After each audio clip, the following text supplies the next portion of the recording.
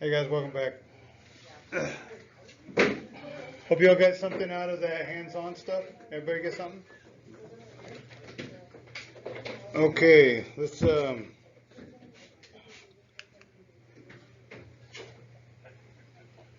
see something here. So it doesn't get hot.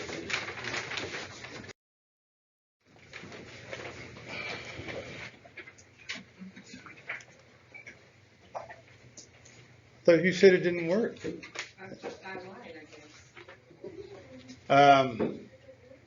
So we already did the motor run test. No, did we go over this? No. All right.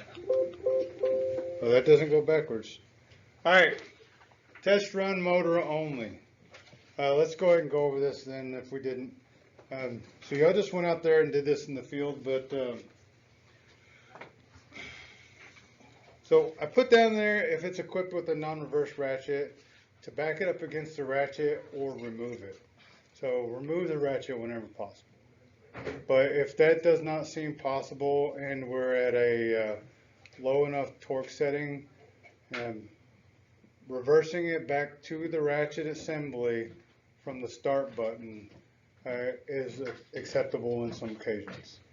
So we've done this quite a few times. The problem is that if a customer presses a button and presses it again after it's bounced off the ratchet assembly, the damage to the motor will be that you have to pull it and repair it. It will jump the ratchet and cause you some issues. So it should just over torque at that point, over amp if your settings are correct. The overload settings should come into play and it should just amp right out. So it's best to remove the ratchet whenever possible. Okay. Make sure there's no noise. Make sure your hands are free. Make sure there's nobody around it. And before you press the button, vertical hollow shaft with the vertical hollow shaft, if it has a hollow shaft and it has a one-piece shaft, guys, we have to remove the drive block. Otherwise, you can scar the shafting at the threads and at the keyway. It has a tendency to grab.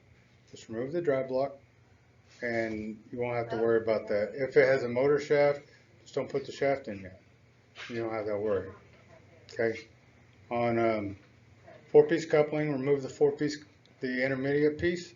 And on a 3-piece coupling, give yourself adequate room between the couplings and use a zip tie or something in order to hold the adjustment nut and the coupling in place so that you don't get any turn and get touch off.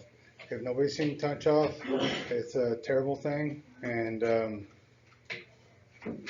trust me, you don't want that to happen to you.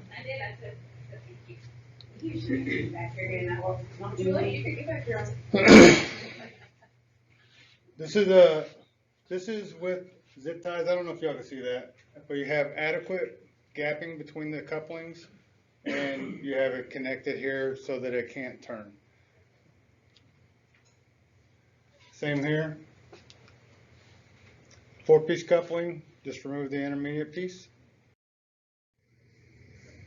Confirm rotation.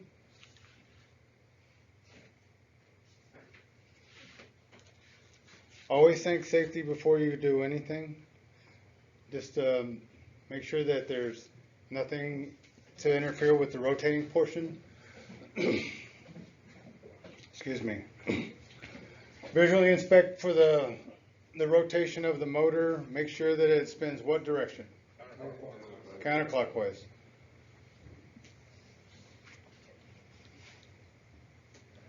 So right here it says VFDs with bypass. If y'all work on one that has a bypass switch, most likely you have a separate contactor for that bypass. If you do, you have to check both in bypass and in VFD. You need to change them if they're wrong. You need to change them with the wiring, not the programming. If you don't change them with the wiring, if anytime they have an issue and they come in and they do anything to it, if they don't check their rotation, they wire it back up, say, oh, it's wired up exactly the same, but their program reset, then in the VFD mode, it will spin in the wrong direction, or could spin in the wrong direction. So make sure that we hardwire it into the right direction. Oh, wrong button, sorry guys. Perform a no load run test. Y'all just did this outside. No load, when we do a no load run test, we want to make sure that our amps are below the rated amps, and we still want to collect data. We want to run it long enough for it to, anybody know? What? Heat up. Heat up. Yeah. Yeah, we want it to heat up as it would. If we find that it's running hot under no load circumstances, under load it's going to run even hotter.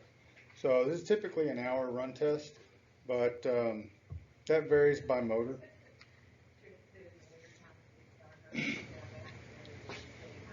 So when you're doing this, you should have already checked the lubrication, but double check it. Make sure nothing happened here.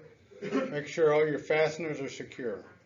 I don't know how many times that you go in, you put a motor in, you put the bolts in, you go torque it, something happens, somebody distracts you. I've been distracted, and I know how easy it is to miss something if you don't have a checklist and you're not going through it. So make sure you go through those. Make sure the valves are shut. If the valves are not shut, if it has a clay valve or a proportionate valve that opens up when you hit the start button, it could float your pump, and if you don't have adequate gapping between your couplings, you can still get touch off. And touch off, I don't care if you got zip ties, if it touches, it's ruined. Again, wrong button, sorry. Collect your readings. As you can see here, I put in there collect speed. You have speed tape on there. Get your vibration. I think Trent went over where you take vibration. Take motor top 90 in line with discharge at the bottom of the motor and in line with discharge as well. Go ahead and get your VFD or your multi-lin will have stuff like this on there that has RTD readings where you can go ahead and collect your winding RTDs and your bearing RTDs. If you don't have that stuff, guys, fill out your paperwork completely. Make sure that if it doesn't have it, we specify it did not have it. Don't just put NA, because nobody really knows what NA means, not applicable. Why is it not applicable? Because we don't have it, or it wasn't supplied by the vendor. Take volts and amps, as that's what this is for right here. Voltmeter, amp meter, amps, volts, power factor if you have it. A lot of times you can't get power factor. On VFDs, if they don't have PTs and CTs on their VFD, it will fluctuate and it will not give you this reading. You might be able to get a power supply as the KV or KW. If you can, get any information you possibly can. That's very helpful later on.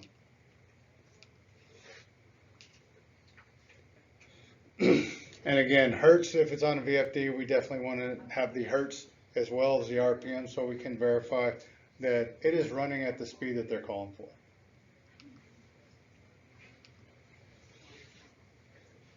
Okay?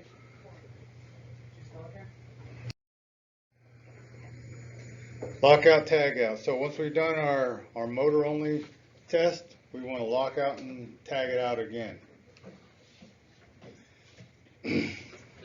Again, if you're going to touch a piece of potential energy, make sure that that portion of the energy is locked out. OSHA states that every individual that is working on a piece of equipment will have a lock. And we went over that earlier just to kind of reaffirm it.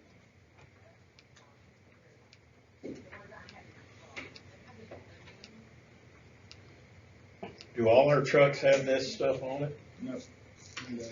Lockout thing. We keep ours on the wall behind Don's desk. We actually sign So up. Fort Worth checks theirs out as they go at a job. I know that some trucks have a lock on them. If you don't have locks on your truck, get with me immediately. We'll take care of that right away. Supposed to be keyed lock, alike locks at all the branches. No.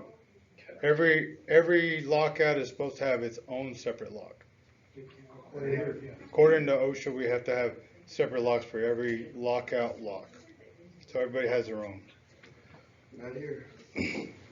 What happens if they don't go back? They need to send the key with it. That's what we had to do in the past. Send the key with it. We can confirm that, but I'm pretty sure that's what we read. Every person has to have their own lock. Oh, it's never been addressed. Because That's why if we got the Waco board in goes to Fort do Worth. something Fort Worth did, we're not gonna have a key.